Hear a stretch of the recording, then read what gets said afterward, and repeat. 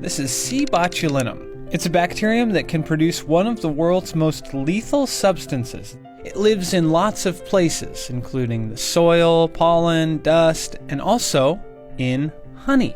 So, why haven't you died from eating this sweet treat? Because you're not a baby. As C. botulinum grows, it produces botulinum toxin. It's the same stuff used in Botox, but Botox has an extremely low dose compared to infected food. In large amounts, the toxin would attack your nervous system, causing the illness known as botulism, which can lead to paralysis and even death. And since C. botulinum is so common in our environment, researchers believe that bees pick it up on their way to the hive where they produce honey. One study found C. botulinum bacteria in about 8% of honey samples.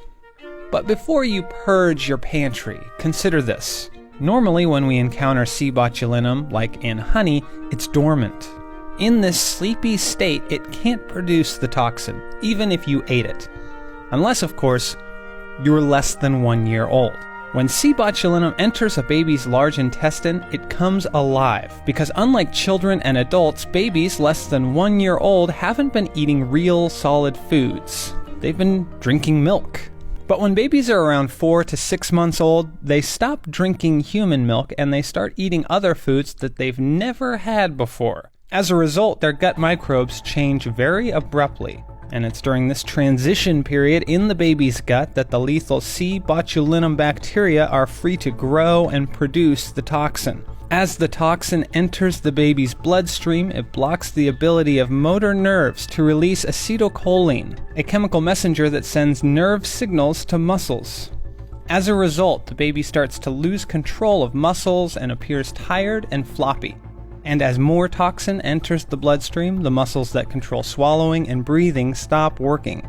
Fortunately, infant botulism is not very common, and infant botulism due to honey is even rarer. Fewer than 100 cases occur in the US each year.